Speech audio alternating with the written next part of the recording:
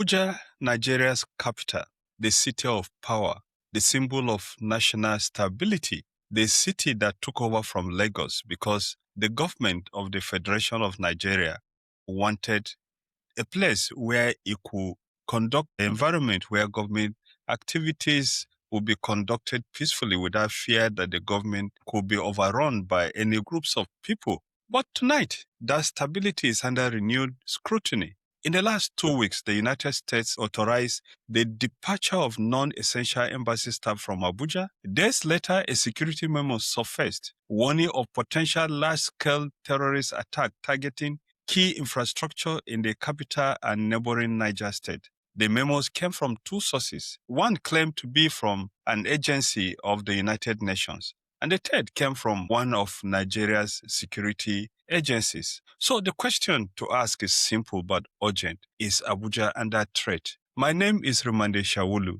This is your security update from the other side. On April the 8th of this year, the United States authorized emergency staff and families of its staff to leave its embassy in Abuja. The move alone signals a lot of concern, but what followed escalated the situation. On April 15, the Associated Press reported that Nigerian security agencies were again on high alert after an internal memo warned of a planned attack. And what were the targets? The Abuja International Airport, a prison facility, and a military detention center in neighboring Niger State. And the suspects again, Boko Haram and ISWAP sleeper cells. Now, let's be clear. This is not a confirmation that an attack is underway, but it is a credible warning tied to specific infrastructures, and that changes the risk calculations. Well, in moments like this, clarity matters. Here's what we know. Confirmed, the United States changed embassy posture. 2, Nigerian security forces are on heightened alert. And 3, a memo warning of attacks on infrastructure exists and has been circulating in the social media. Unverified, of course, are the claims that Boko Haram fighters are already inside Abuja in large numbers, claims of a fixed date of attack, and claims of an imminent takeover.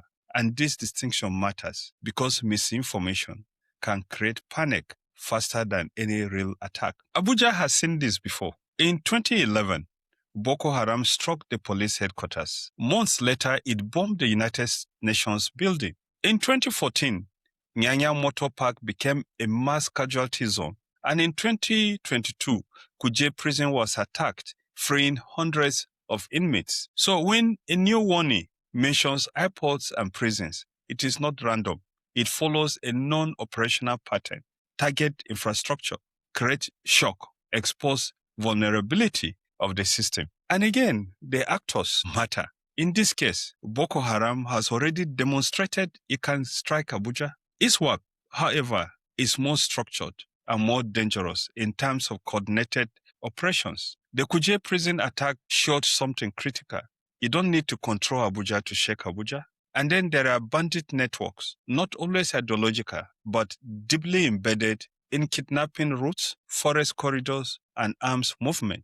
They form the logical ecosystem that makes larger attacks possible. And of course, there have been reports that the bandits, kidnappers are increasingly being coordinated by ISWAP and the groups that control them from the Sahel, the JNIM, which has been working, which has been attacking and struggling to take over Burkina Faso and Mali. Of course, in the last few days, this have not been the only area of concern. In Plateau State, at least 6 people were killed in coordinated attacks in Riom and Barkin Ladi. But Plateau State is not new to these attacks. Initially, most of the attacks were in Jos, the capital of the state, and some urban areas such as Shandam, where hundreds or thousands of people were killed. The crisis moved to the rural areas, affecting even rural communities close to the 3rd Armored Division's headquarters in Jos. Bokos, Mangu,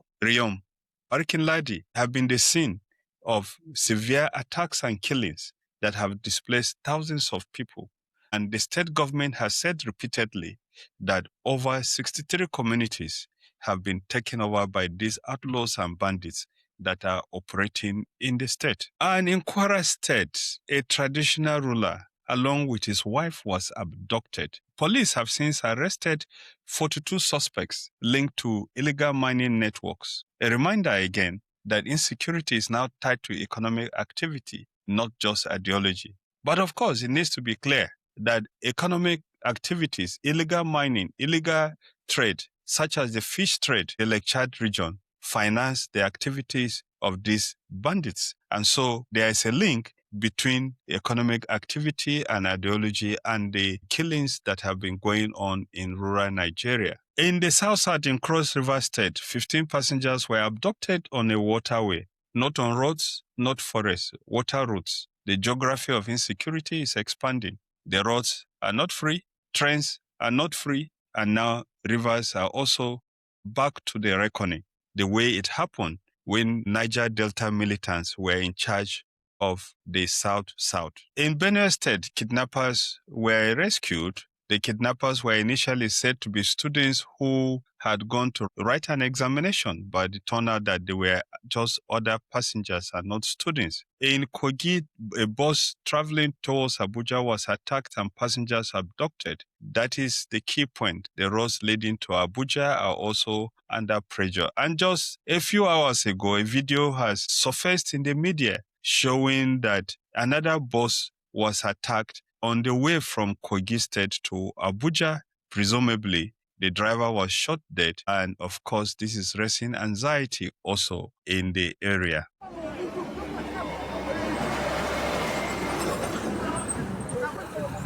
This has just happened now. Kidnappers. The kidnappers they attack GU Moto, and they shot the driver. The driver wanted to make a U-turn. They shot him and made their way about 16 people, 16 passengers. Even I myself, I entered the same GUO. Yeah. So this is what happened today. Right now we're almost to Benin. Almost to Benin. That's where we are now. So that is what happened. And so what do all these activities mean? Let's be precise. There is no confirmed imminent attacks timeline, but there is a credible intelligence warning, a pattern that matches past attacks, a national security environment that is under stress. This is not normal. This is an elevated threat environment, and if anything happens, it is unlikely to be a large visible assault. It will likely be a small cell, a symbolic attack, and a high-impact operation. That is how modern urban terror works. And so Abuja stands at a familiar crossroad, not in chaos, but not at ease. This warning may pass without incident, or it may reveal deeper vulnerability in Nigeria's security architecture. But one thing is clear, when the capital begins to feel the pressure, it means that the crisis is no longer distant. It is moving closer to the center. Abuja threat level is moderate to high, and the coming weeks will test whether Nigeria is prepared or exposed. My name is Rimamnde Shawulu. This is your update from the other side. Please don't forget to click on our subscribe button, and most important, just click on that button to join our channel to receive exclusive information on the security challenges in Nigeria.